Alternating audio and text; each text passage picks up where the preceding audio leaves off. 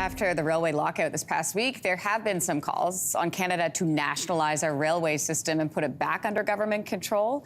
When Canada's railway started, back in 1919, it was publicly owned. And then in 1995, it was privatized by the federal government. So is there merit to the argument that it should be brought back under government control? Joining us from Ottawa to talk about the case for nationalization and the concerns, obviously, is Ian Lee, a professor from the School of Business at Carleton University. Good morning.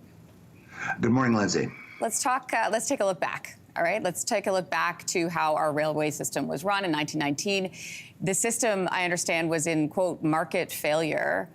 We had, which is why we had a nationalized system. What is market failure, firstly? Market failure is where a company or industry, a set of companies in an industry, are not able to profitably deliver a good or a service. Think of remote communities where they often, the market won't support, communications or private for-profit delivery.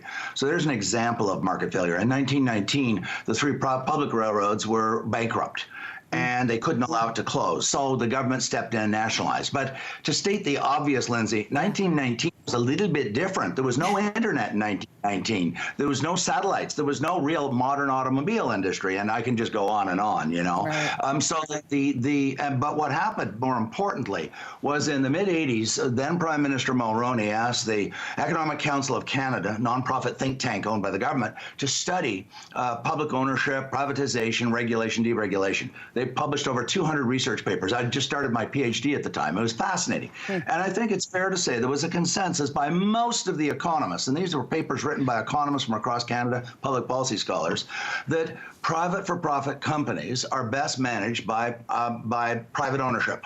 The only argument for public ownership is where, as I said, there's a market failure or they're pursuing non-market objectives, such as social policy objectives. So when you hear people say right now, we need to put this back under government control, what do you think?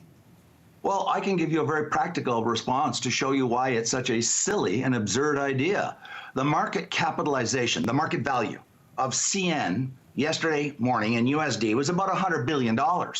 And for CP, it was about $102 billion. So that's about just over $200 billion US dollars, which is about a third of $1 trillion Canadian dollars. Are we seriously going to allocate a third of $1 trillion of scarce public dollars to take over the ownership that won't build one new track, it won't provide one new train, or one new safety inspector? All it's going to do is change the ownership from private to public. It won't change anything at a time when we need more money into healthcare or higher education.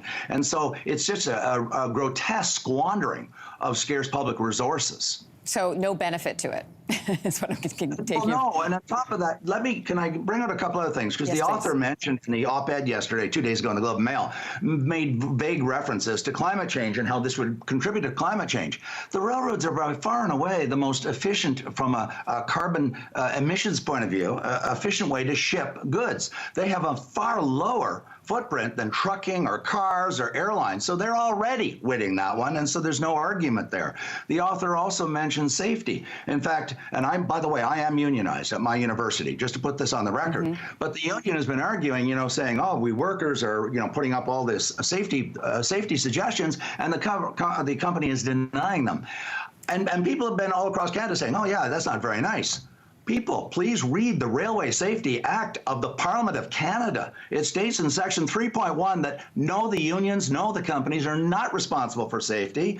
That is the minister responsible for Transport Canada and the Transportation Safety Board, which publishes statistics every year showing that rail safety has been steadily increasing for the past 10 years. In other words, the evidence-based data from the regulator flatly contradicts what the author suggested and what the union is suggesting concerning transportation safety in Canada. Ian Lee, I always appreciate your thoughts. Thank you for joining us this morning. My pleasure, Lindsay. All right, Thank you. Take care. Hey, thanks for watching. If you liked this, be sure to subscribe here, or you can check out more Your Morning videos right here.